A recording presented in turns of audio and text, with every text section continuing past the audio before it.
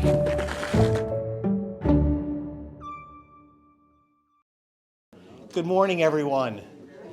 This is exciting in post-COVID or whatever this is. It's not post, that's still around. But anyway, so good to have you all here for our monthly Tuesdays with presentation of the Friends of the Georgetown Library. Oh, good morning. My name is Bob Willey, and I've had the privilege over the last several years to serve as the president of the Friends of the Georgetown Library. It has been an honor. A great group of friends. Many of you are part of our organization, and a fantastic library here in Georgetown that we support, doing wonderful work for the community. And we're so glad you're here. Tuesdays With is a lecture series that we've been having now. This is our fifth year, second presentation of this year. And we call it that, Tuesdays With, after a 1997 best-selling book, Tuesdays with Morrie, that perhaps some of you are familiar with. It's a great book because it talks about what is the continued learning for all people, no matter what your age is. It's the relationship between a college professor and a student that went on for many, many years. And that's exactly what Tuesdays With series of the Friends of Georgetown Library is about, continued learning. And we have wonderful opportunities to expand our knowledge in different areas of history and nature, particularly centered in our wonderful community of Georgetown. So we're so glad you're here with us today. Today we have Tuesdays with Richard Dimenstein and a special guest panel. So instead of Morrie, we have this group that have joined with us all the way to Charlotte, North Carolina on the screen, which is a wonderful part of the technology. That's been one of the pluses. Oh, everybody's waving. That's been one of the wonderful blessings of, if there are blessings of COVID, to be able to recognize and look creatively of ways to be able to connect with one another and include one another in various things. Today, Richard is going to be leading, sitting at the end of the table on a panel. That's exactly what Richard's a very good friend, and I say that both as a small f, which is the good one of one-to-one, and a good friend of the Georgetown Library. He is president of Temple Beth Elohim here in Georgetown, and he'll be introducing in a few moments the members of our panel. Today, our topic is the Stores of Front Street, Stories of Jewish Merchants. In early 2020 PC, that's pre-COVID, we had been in the process, it was back in actually the end of 2019 and beginning of 2020, we had been in the process here at the Georgetown Library to host a wonderful traveling exhibit called A Store at Every Crossroad.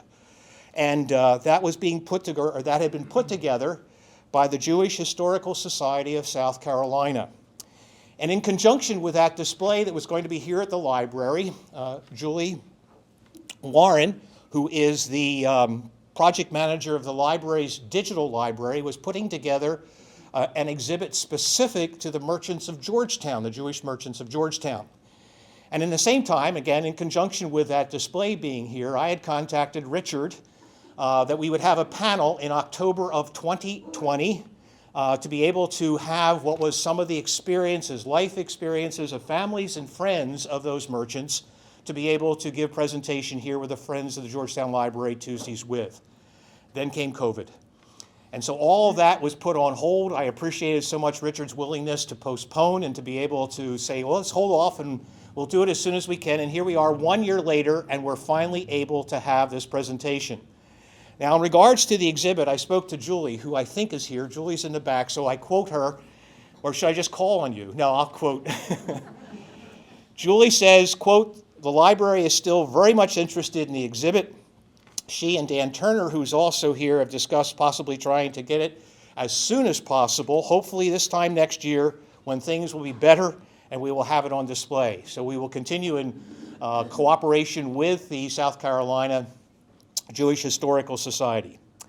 With that exhibit, there's an introduction that I think is extremely well written, and I'd like to quote from that, if I may, because it provides a background, a context for what we're doing today. This is Lynn Robertson, who is the curator of that exhibit. For more than 300 years, Jewish people have made their homes in South Carolina.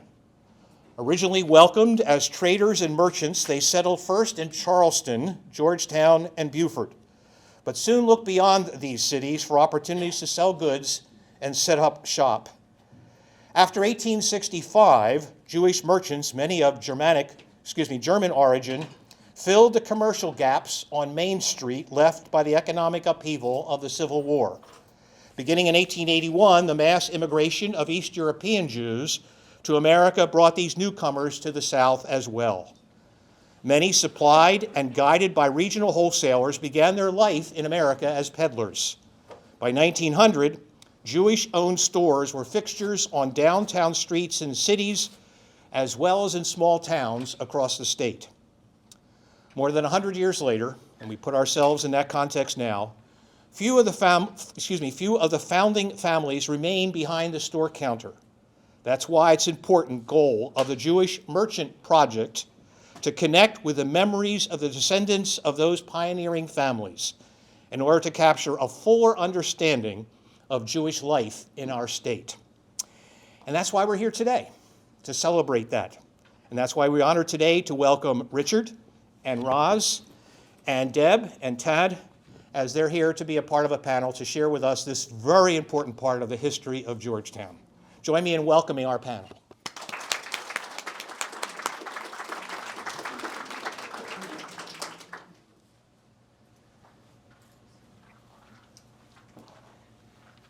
Good morning.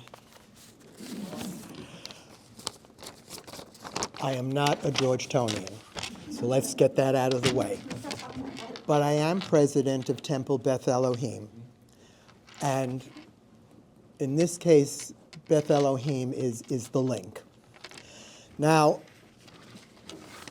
the temple became chartered in 1904.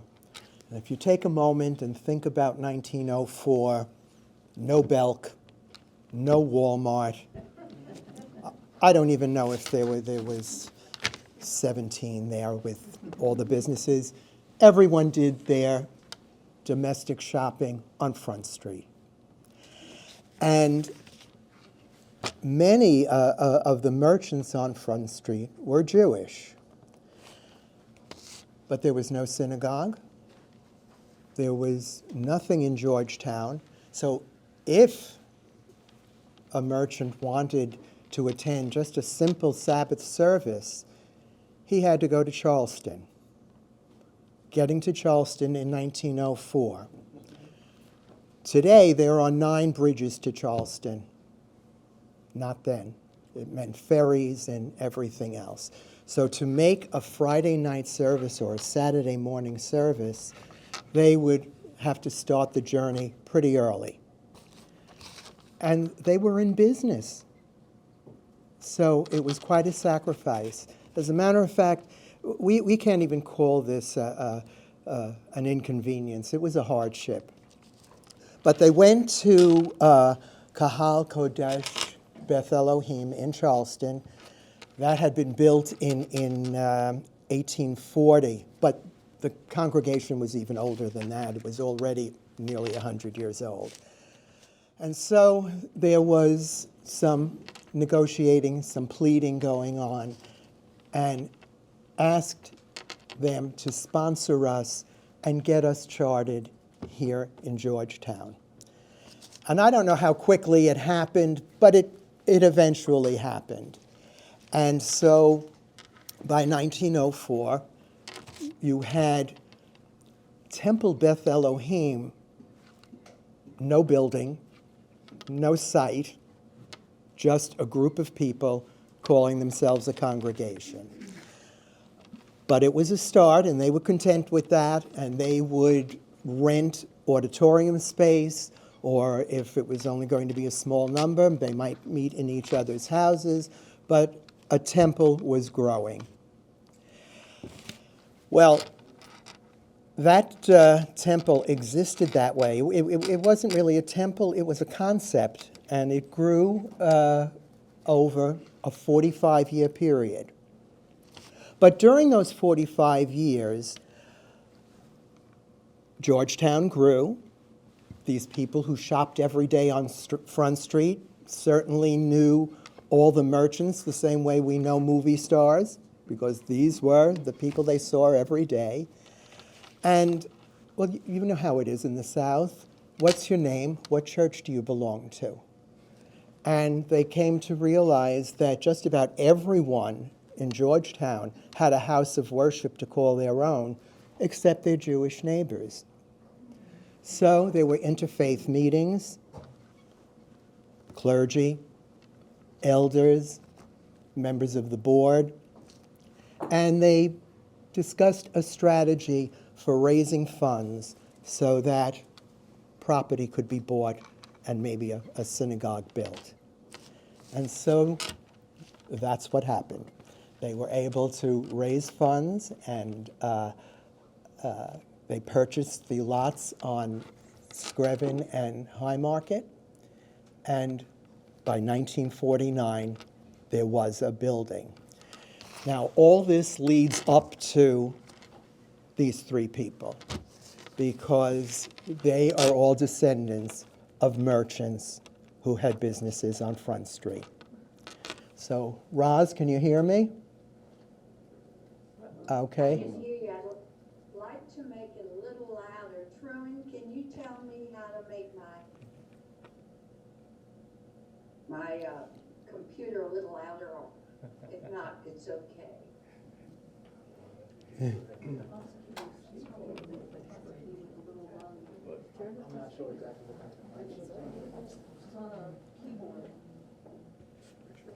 If you look for a little volume and press it, it'll go up. I don't know if she can hear me.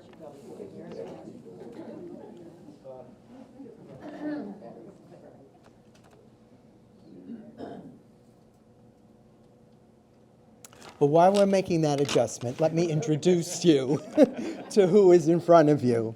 So closest to me This is meeting is being recorded.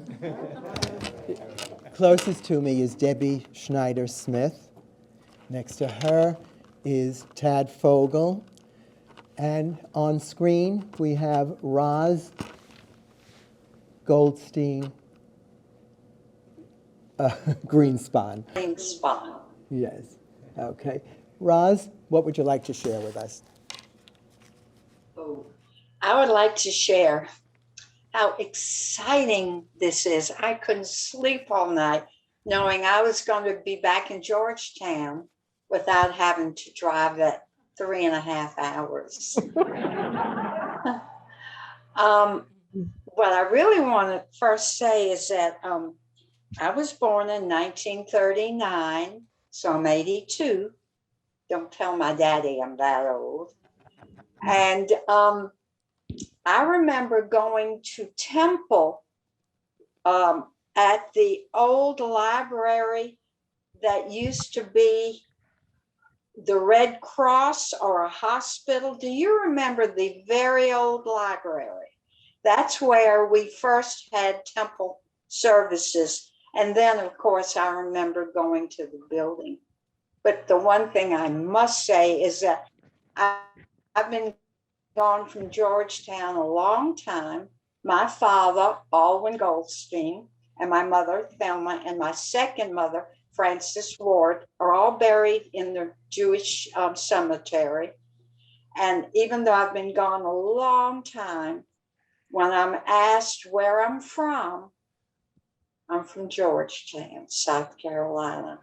I am from Charlotte for over 50 years, but Georgetown is my home. So thank y'all.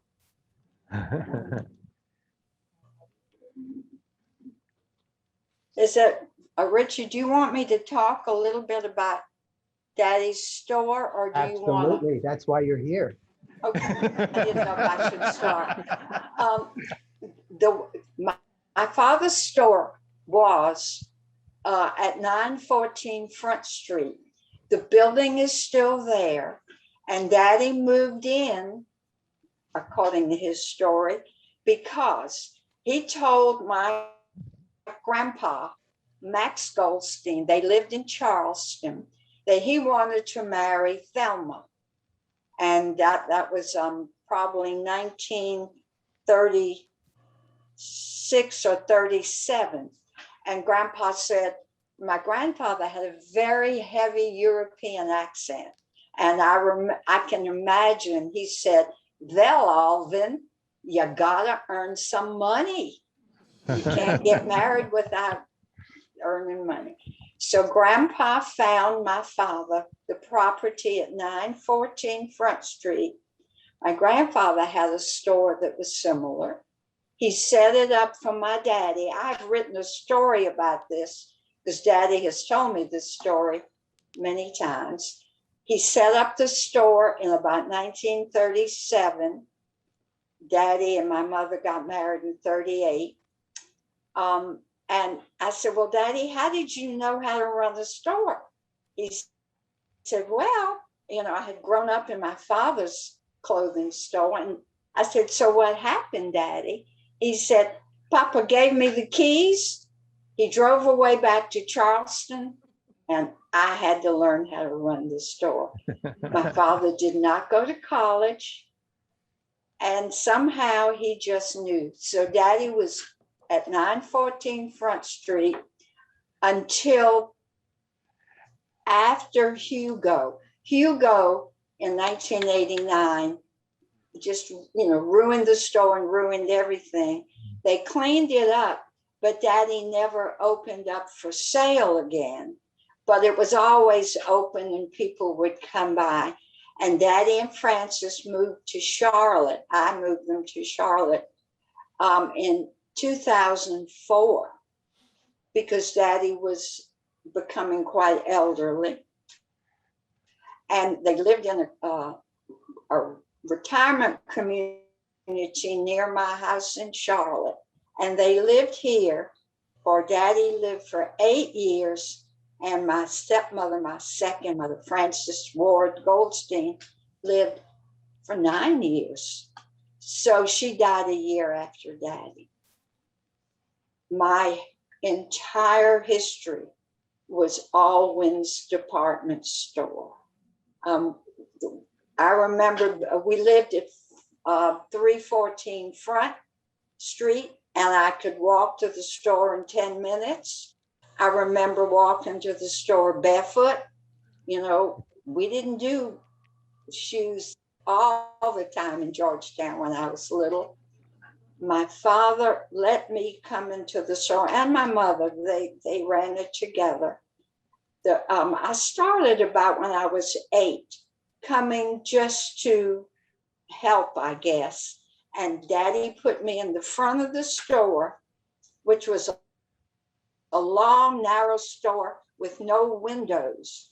At that time, it was between Richard's barbershop on one side, and it was Danzig's, if y'all were there a long time, or Danzig's, Richard's barbershop, and on the other side was, I think, a furniture store. They let me come into the store, and I would help serve the customers at age 8 and 10. I learned how to do it. I think working in Mother and Daddy's store really helped me learn how to be involved in the public and feel comfortable about talking and holding my own. It was a wonderful life. And my father used to be called, and I remember this, the mayor of Front Street, because Daddy loved his business, and he would always cut articles out of the papers and the New York papers and such, and give them out to other store owners. I remember he was very friendly with the person at Tomlinson's and Abe Fogel, who's Tad's father. And he loved Georgetown. They loved Georgetown very much, and that's why I love it.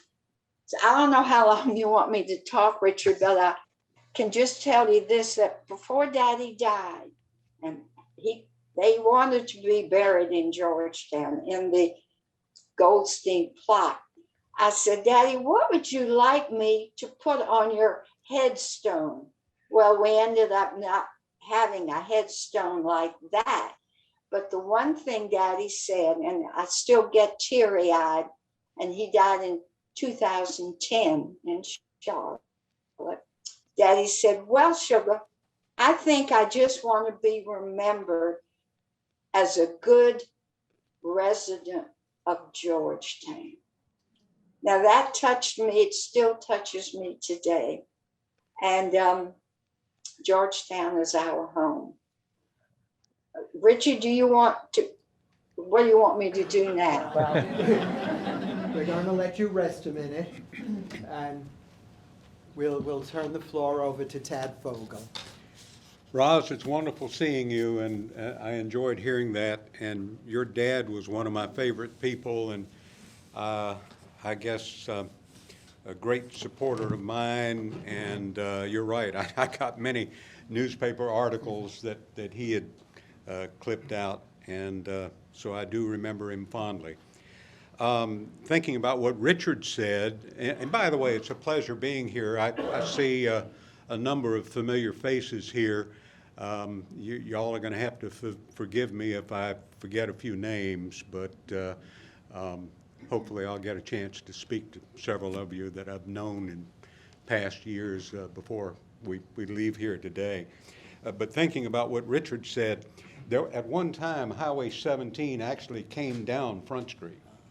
And there were several service stations on Front Street back in those days, and this was before my time, but I do remember hearing about it.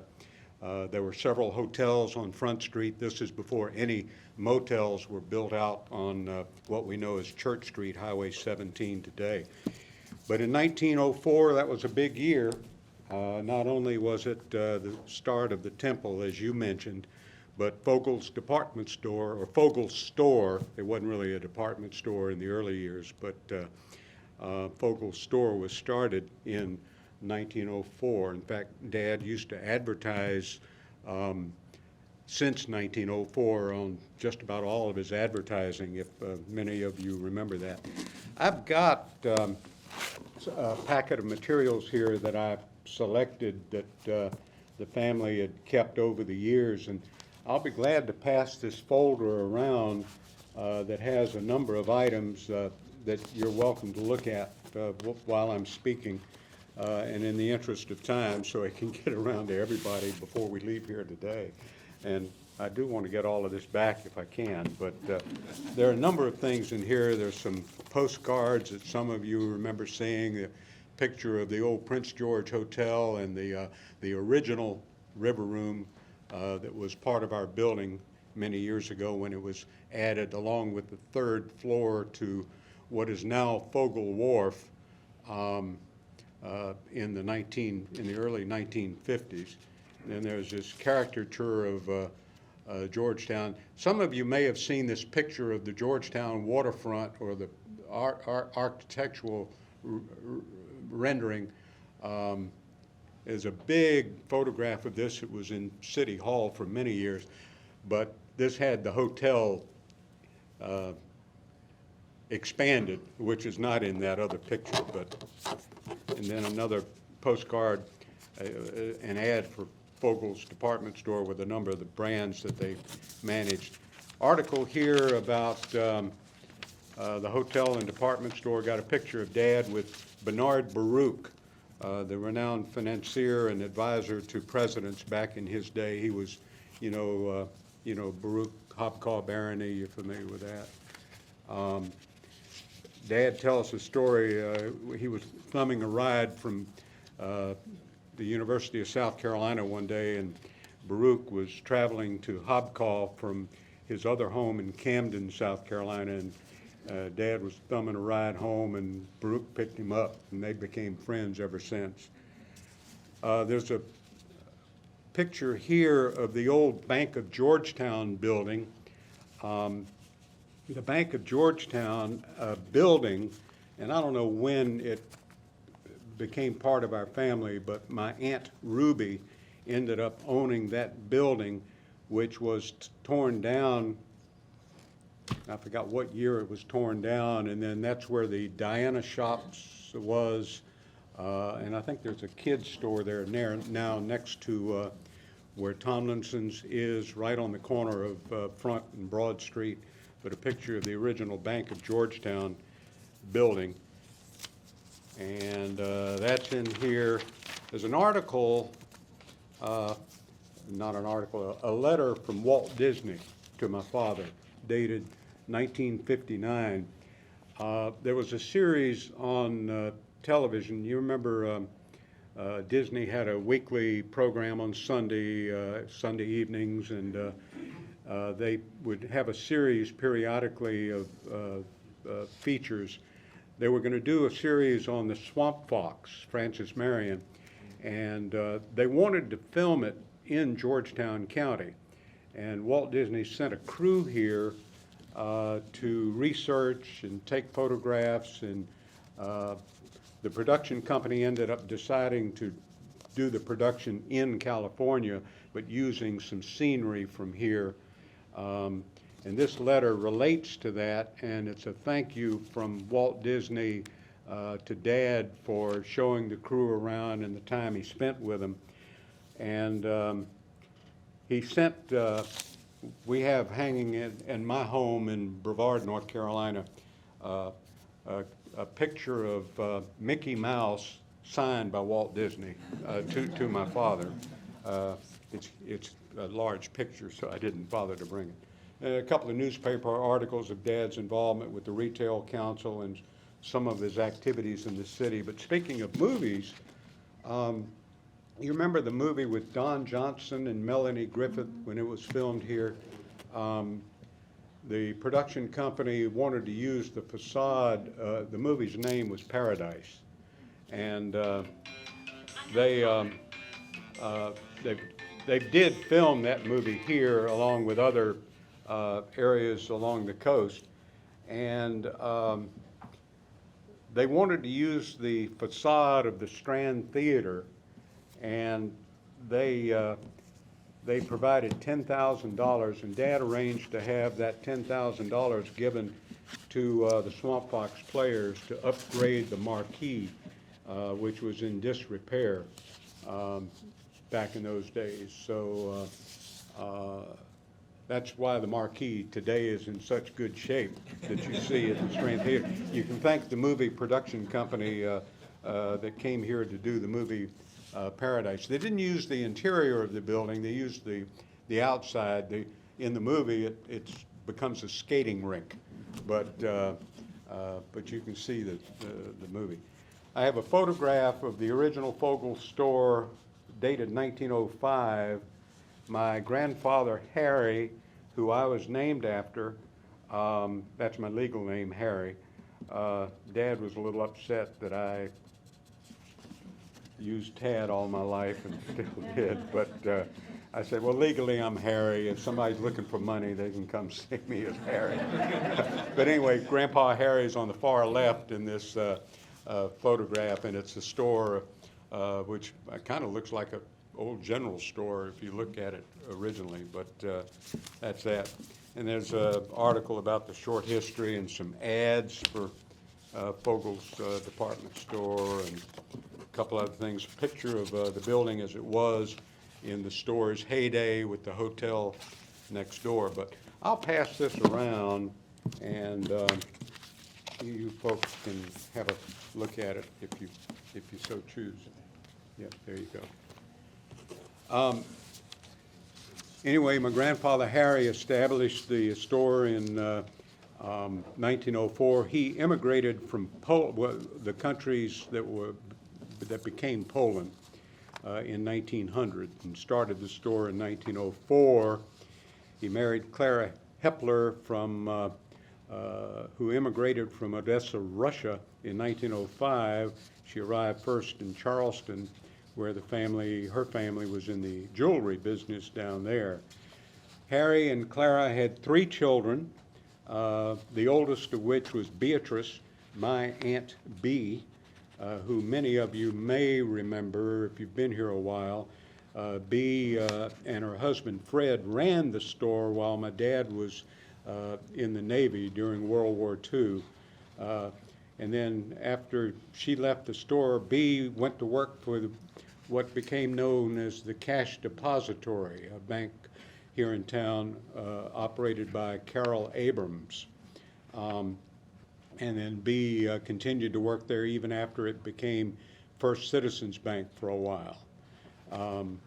And then my dad was the middle child, and his younger sister, Ruby, was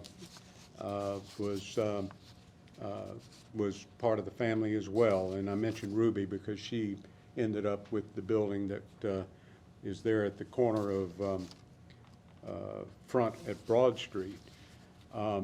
Vogel's store was in a couple of different locations. I think it started in the 700 block originally, and by the 1930s it moved to the 800 block in front of what was then the Standard Opera House. A lot of small towns had opera houses because that was a source of entertainment in the days before, well, in the early days before movies and television as we know it today. But the Opera House was built in 1894 after a fire destroyed that in part of Georgetown in those days. In 1932, the building burned to the ground. Harry, who was operating the store in part of that building, he lost everything.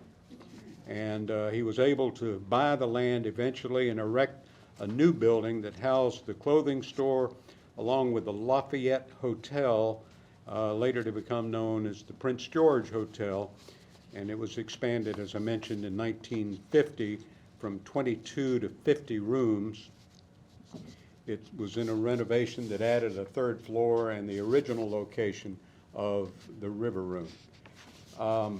Grandpa Harry died in April of 1943. That was a year before I was born. I'd always heard that he had died of a broken heart. Harry, with the exception of one cousin, lost his entire family in Europe to the Nazis. Abe had joined the Navy in the late 1930s, my dad. He was on active duty when the United States declared war in 1941. He told of being shipped to Pearl Harbor in the first convoy arriving just a few days after the attack on Pearl Harbor. He served the rest of the war in the Pacific Theater, primarily in New Guinea and the Philippines, and he was actually serving in the Supply Corps. Beatrice and Fred managed the store, as I mentioned, during the war years. My parents were married in March of '41. My mother was Elizabeth Betty, as many of you knew, Rose Greenwald from Baltimore. I was born in May of '44. Dad only got to know me for the very first time when I was 13 months old. And that's how I got the name Tad, if you really want to know. My grandmother said I looked like a tadpole in a stuck. Actually, as a teenager, I'd get in fights if somebody called me tadpole because I couldn't handle it, but you know. But anyway, that's how it all came about. Dad returned to Georgetown and remained in the Navy Reserves, and sometime in the 1950s attained the rank of full commander, active in our local Naval Reserve that had a building here on Front Street for many years. When I was 11, my parents adopted my younger brother, George, who still lives here in town, lives on Prince Street. Many of you know him. Aunt Ruby enrolled in graduate school at Columbia University. She was a copywriter in New York when she met Jack Levkoff. He was working as a controller at Macy's, and their two Jewish mothers in Georgetown had set them up. Ruby's mother, my grandmother Clara, planned it with Jack's mother, Sophie. Well, Sophie had moved to Georgetown after the death of her husband, Lazarus Levkoff, to be near her daughter, Dot Levkoff Snyder. Dot Snyder is Mrs. Philip Snyder. You remember of the New Store family. The family had It was always the new store. That was the name of the business. Anyway, so with both of their children in New York City, the mothers conspired with some cousins to arrange a blind date. And that's how Ruby and Jack ended up being married in 1947. Ruby was known as an acclaimed poet. She has a book out, had a book out called Of Apes and Angels. And you may find it here at the library, I'm not sure. Jack and Ruby have two daughters, Elizabeth and Mary. They were both born in Miami Beach, where Jack and Ruby were living at the time. Jack's career was in retailing, later in as a financial analysis. Ruby inherited that building at the corner of Front and Broad. And anyway, the daughters eventually sold that property. And Ruby's daughters would enjoy success. Liz, with remarkable innovations in real estate, it enabled her to retire at the age of 40 and fulfill her dream of living in Jerusalem, where she lives to this day. And Mary, in the world of museums, a specialist in Renaissance art. Mary also wrote some books, and in 2014 she left her job as Sculpture and Decorative Arts Department head at the National Gallery of Art in Washington and became the museum director of Hearst Castle in San Simeon, California. And she retired last year. Actually, she retired when COVID hit and the governor closed the castle. She decided to go ahead and retire.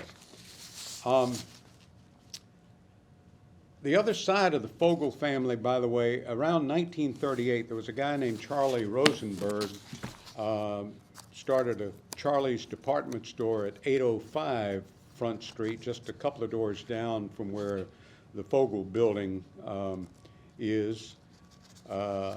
Rosenberg operated this business until my father's cousin, Julius Fogel, bought the business and changed the name to Georgetown Department Store. Julius's wife, known to many Georgetonians, and I'll guarantee you there's several people in here that remember his wife, Rita Fogel. She was an acclaimed musician, taught music here for years, piano and voice. She was my and piano was loved by a lot of folks, and everybody remembers Rita. Well, in the 1960s, they changed the merchandise format of their store, and with it, a name change to Legoffs. Fogel spelled backwards.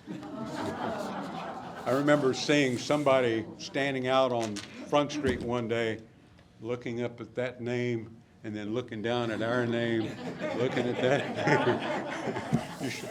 Anyway, as a scene you won't soon forget. I'll just end this by saying these are names that I recall growing up, not names, some of the names I didn't know. Well, I knew all but the first one I'm going to mention. The name Ringles. I'd always heard the name Ringles store. And I think the name may still be on one of the buildings downtown, I'm not sure. But he's buried in the Jewish cemetery and was very prominent in Georgetown. I think he moved to Atlanta.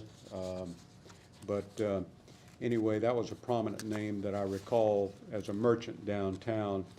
The Gladstones, owner of the former Gladstone Hotel, that building was torn down. There's a parking lot there now that is used by First Citizens Bank. That's where Gladstone Hotel was.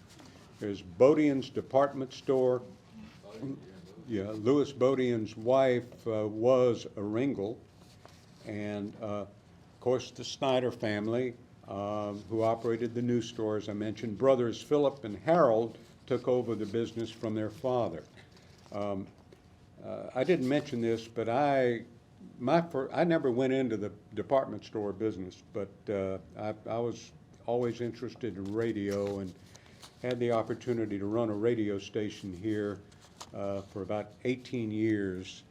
Started as a teenage disc jockey at WGTN when I was in high school.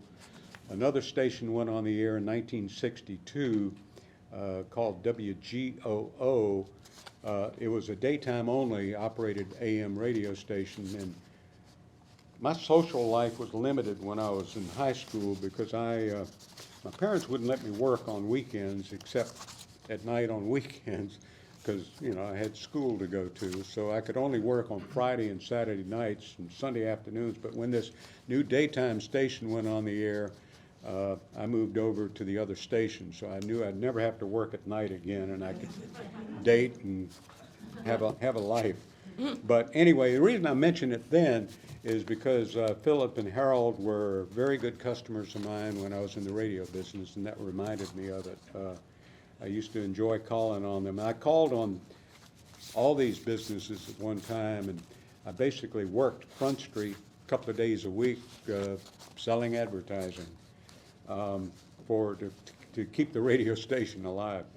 Of course, then there's I guess you'll talk about the law office of Cecil Snyder. But I did list that just for the record. The Abrams brothers, there were 4 Abrams brothers in town, and they all were in the same block, in the same 700 block of Front Street. Carol Abrams, the banker that I had mentioned earlier, had the Georgetown Cash Depository, later to become First Citizens Bank. Morris Abrams ran 2 movie theaters. We had 2 movie theaters at the time, the Strand and the Palace. And the Palace we always went to for Saturday matinees as kids. Then we'd go next door to Walgreens Drugs and get a cherry Coke from the fountain. That's when I had my first cherry Coke, was at the fountain at Walgreens after a Saturday matinee movie. And of course, Walgreens was operated by Helmer and Sidney Abrams brothers. Of course, there's Sylvan and Meyer Rosen, law partners in the Rosen Law Firm. And Sylvan, of course, served as Georgetown's mayor for several years. Frank Danzig, Roz mentioned the Danzigs next door to Alwyn's. And of course, Frank was in retail first in a 5 and dime that he sold out to Woods. I didn't realize that, but I remember when he had the smaller store, later operated as Danzig's, which really became a hardware store in that 900 block. There's Irving Schwartz. I always spent my earnings at the radio station on records from earnings. It was Irving's it was really a jewelry store, but he sold records. And anyway, I was a regular there. And of course, Goldstein's. I loved your dad, Roz, and glad you can hear this. Anyway, he was very successful in his business and very popular in town, has Alwyn's store for years. I want to recommend one book, and then I'll close. A Walk Down Front Street. Pick up that book if you get a chance. It's well researched, and Barry Price, who's here in the room, did a foreword in that book as well. But if you get a chance, read A Walk Down Front Street. I hope it didn't take too much of your time. No. Okay. Richard or Tad, Yeah. I want to tell you about that walk down Front Street. Daddy, Alwyn Goldstein, most people called him Mr. Alwyn, and I was Little Alwyn. Daddy helped to get that book together, and he was going over the last edition when he died. He never got to see the final issue, but Pat Doyle and Daddy and a number of other people really worked hard on that walk down Front Street. And I'm interested to see what Debbie's going to say, but I've had a few tears, happy tears, as I hear all of these things. I remember most of them. I remember Tad very well too, and Debbie. Oh, and by the way, when y'all are ready, I have a picture here that I forgot about it, of Meyer and Sylvan and Harold Schneider and Daddy and Philip. So in a few minutes before y'all leave, I'll see if I can show you this picture and a picture of one more in case you can see it. Don't we love technology today? Yeah.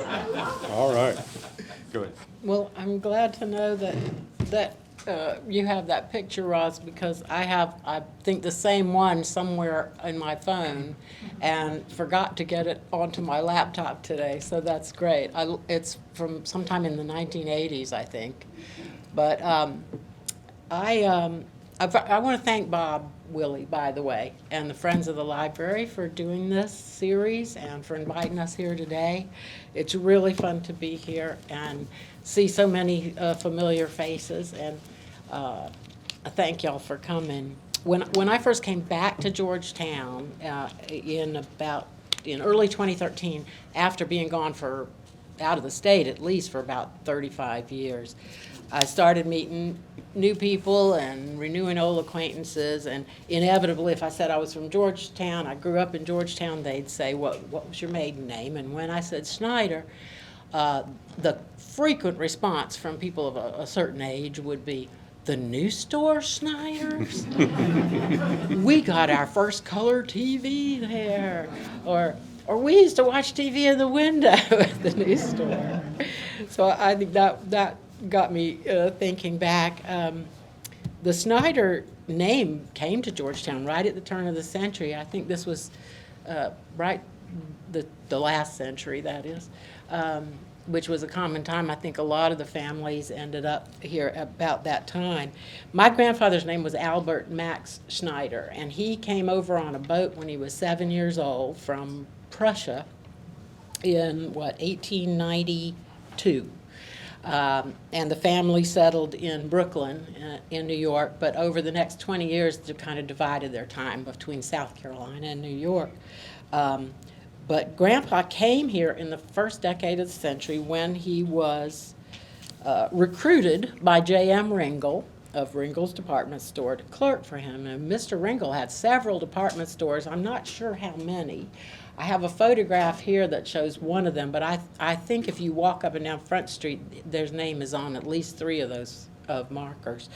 The family, according to my Uncle Philip Schneider, Albert came south around 1902. He was 16 years old. There's a story that we can't verify that he worked his way down on a ship, but we don't know that for sure, whether he was a passenger or crew. He became a naturalized citizen in Charleston at the age of 20 in 1906, and he listed his occupation as merchant.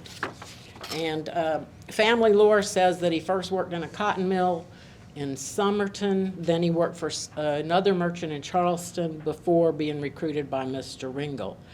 And as my Uncle Philip Schneider recalled, back in the 90s, Dale Rosengarten from the College of Charleston did a series of recorded interviews with Philip Schneider and Alwyn, and talking about and Sylvan Rosen, talking about the old days. And Alwyn and Philip were talking about Ringel's, and Philip said, and this is a quote from the tape, "Everybody worked for Mr. Ringel when they first came to Georgetown. If they needed a job and they were Jewish, he would give them a job.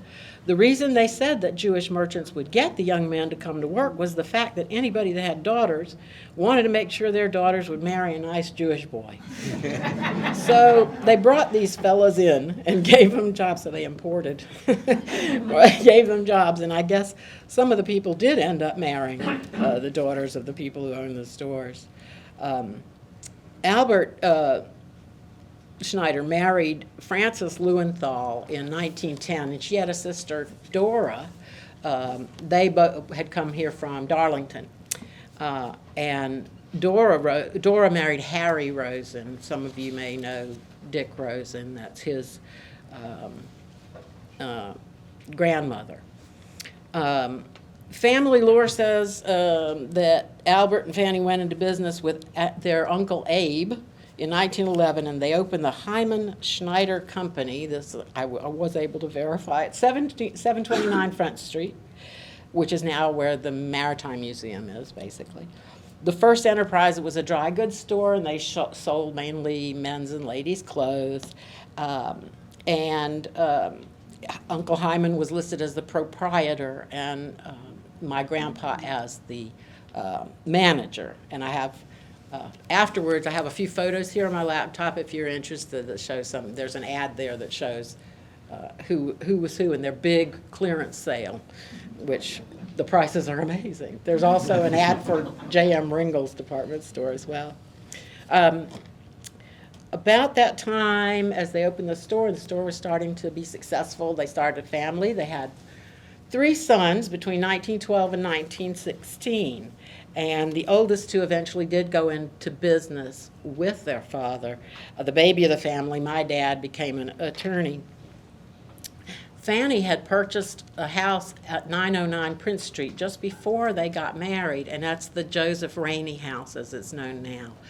And that's a historic landmark. But my father and his brothers grew up in that house.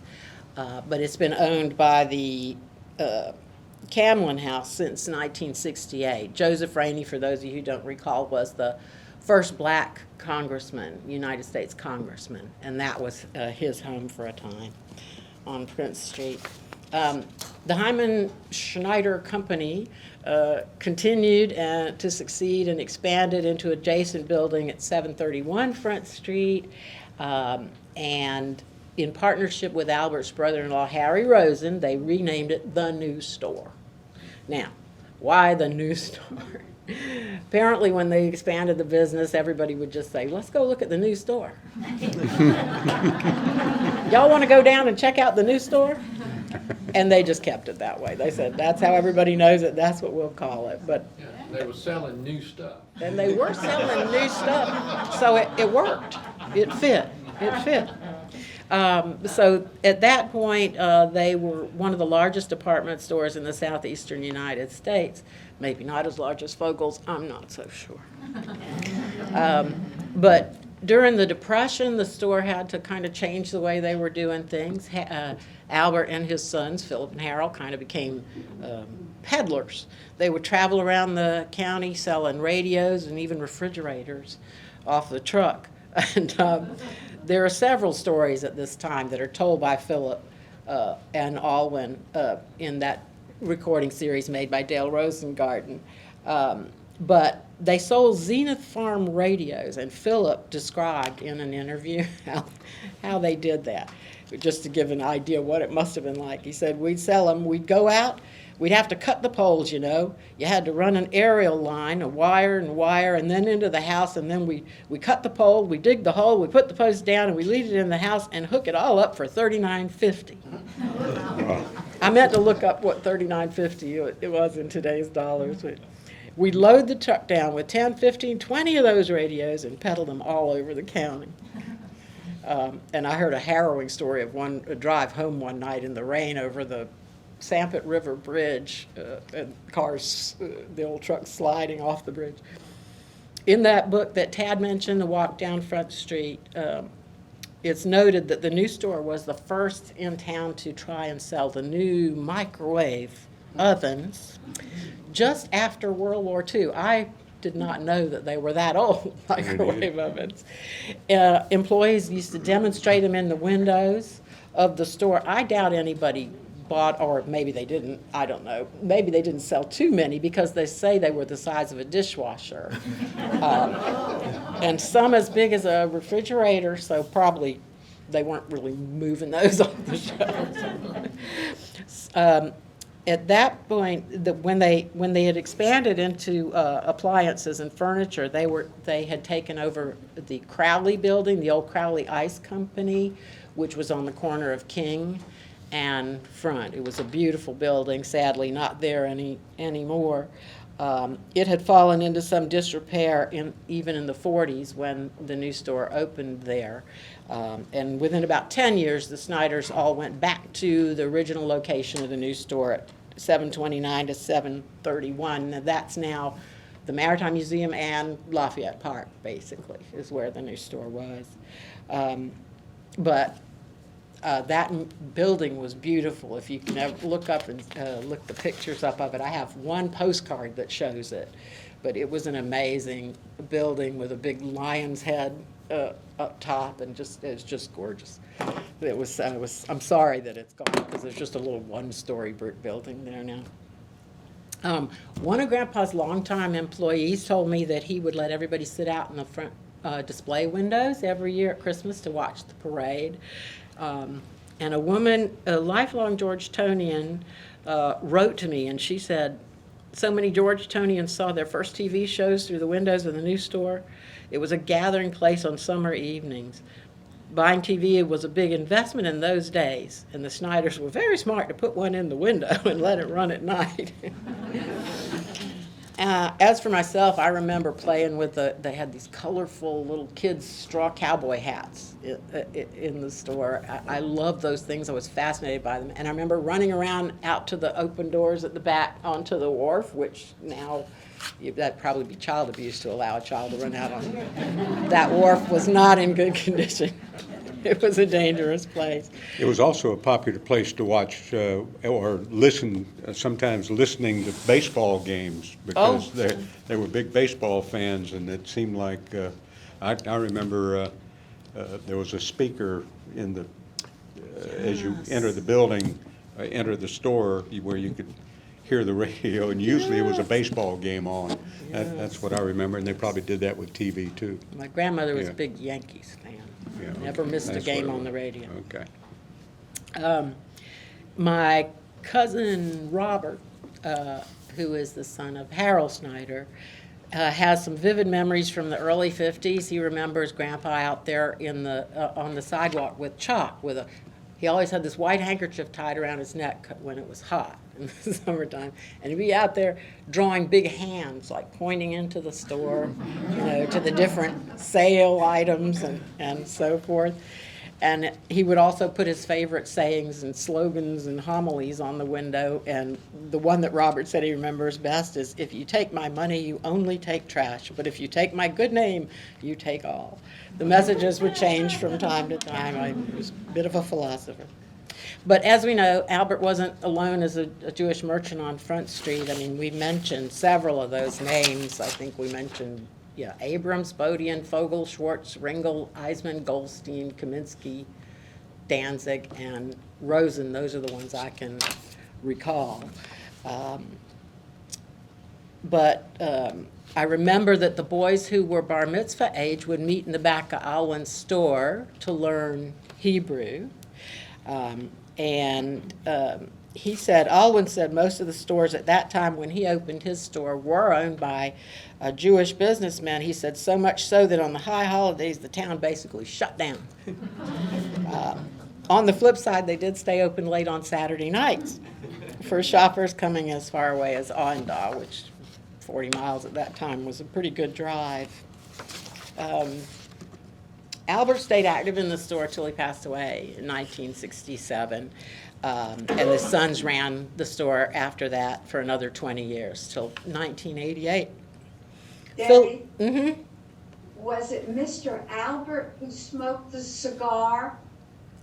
Yes. One of the proprietors always smoked a cigar. I remember the scent as I would walk up Front Street going to Daddy's store. We loved those people. I remember them very well. He did indeed smoke a cigar. His oldest son, Philip, went to USC and then worked in the store until he went off to, until the war, and then came back and stayed again until 1988. When the store closed, the new store was the oldest continuously operating business in Georgetown. He was the firstborn of the family and the longest lived, and along with Sylvan Rosen, who was his first cousin, and Alan and Philip was a repository of anecdotes and historical memory that he would happily share with anyone who would listen, and they were such fun to listen to. Harold Snyder, the second son, was in the Army at World War II, and he served in the Pacific like Tad's father did. And when he came back, he also went to work at the store, and they both worked together there till the 1980s. Albert's youngest son was my dad, Cecil Snyder, and he was a lawyer. He opened his first law office on Scriven Street, but then after the war started, so he went off to the war in Europe. When he came back, They reopened at 601 Front Street, and that was the location. It had been a warehouse for the Munnerlyn Company, and it had burned, and it was then purchased by some cousins, Rosens or Schneiders, I'm not sure which, because it's hard to tell from back then, all the little bits of writing. But you can still actually see, if you know where to look, the burnt timbers, the charred timbers from the old Munnerlyn warehouse. And the office is still in business. That's Robbie O'Donnell's office at 601. And if you go by there, you ask them if they can show you where the burnt wood is. They won't tell you. But it looks exactly, I gotta say, that office looks exactly like it did when I was a child. And my father would take me down there on Saturday mornings while he opened the mail, and I would get to play. Cecil was very much involved in the legal and civic life in Georgetown. He served 24 years on city council, 2 years as mayor pro tem, and I think he would have been the third Jewish mayor of Georgetown of the 20th century if his health had not failed him. He passed away in 1977, but in the 20th century, we had Harold Kaminsky and Sylvan Rosen, both long-serving mayors. It's clear to me that the Jewish folks in Georgetown formed a core of the town's economic and civic life, especially in the early 1900s up until about 1950. It's inescapable, and it's a wonderful history. And I'm pleased to say that following a family tradition, we now have a little business on Front Street. It's in the old Richard Capel's barber shop, which is next door to where Alwyn's store was. And it's fun being there. And so many people walk by and go, I used to get my hair cut there when I was a kid. The barber pole is still out front. Anyway, 2 of Albert's 7 grandchildren still live in Georgetown County, and I'm very pleased to say that I'm one of them, and happy to be with you here today. If you want to take a look at these pictures, I'll have them up here on the screen. But thank you very much for your kind attention. Richard, Yes. I have one other thing that I've always felt wonderful about. May I say this? There was a small Jewish community in Georgetown for many years before I was born. And I lived in Georgetown, graduated Winyaw and all that good stuff. And my memory, and I think Dickie Rosen has said the same thing, we were on a panel together once. The Jewish community was such an integral part of the Christian community that there was never, in my lifetime, any problems, any crosswords. And even to this day, I forgot that I wasn't Christian. I always had Christian friends, and we all did. I was still Jewish, and my friends used to come over to our homes, as I'm sure that happened in Tad's family and Debbie. And I am really proud of how we grew up. I call it ecumenical. I always felt a part, and they always felt a part of our Jewish community. And I have the picture here, I don't know if y'all can see it, of Sylvan Rosen. That's it. And here is Philip Schneider, Harold Schneider, my father Alwyn, Maya Rosen, and Sylvan Rosen. And these were the cousins, and Daddy was part of the group.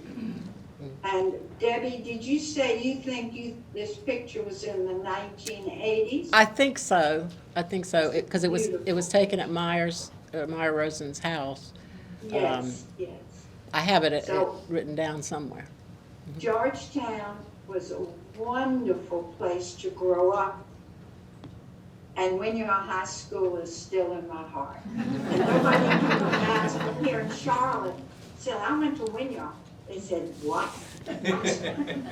Winyaw High School was a fabulous, we were the Gators.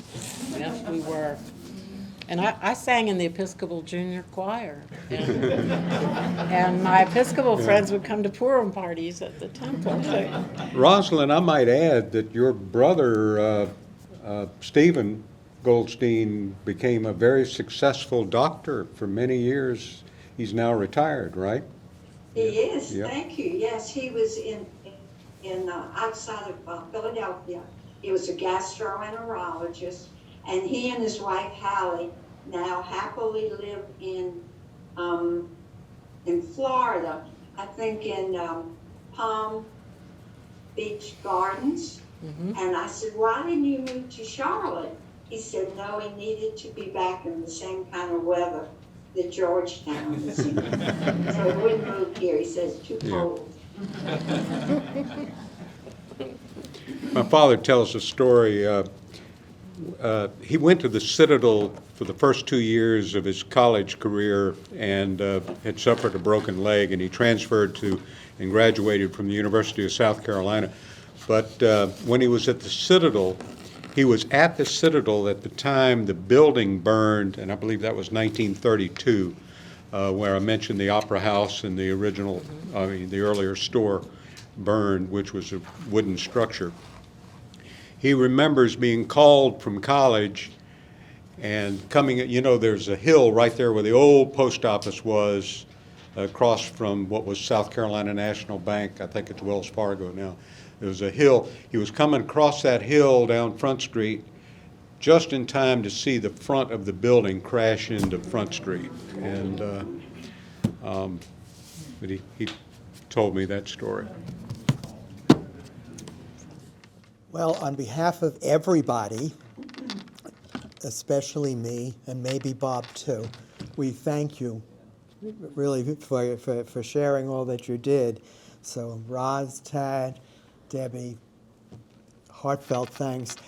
I want to point out, and you might have concluded this by yourself, every one of those names that Debbie listed, every one of them was a member of Temple Beth Elohim. And when you come into the temple, and unfortunately we have a very large wall, it's a memorial board, all those names are there, and all those names are in our cemetery. So that's how we feel connected. So thank you all, and thank you, Bob.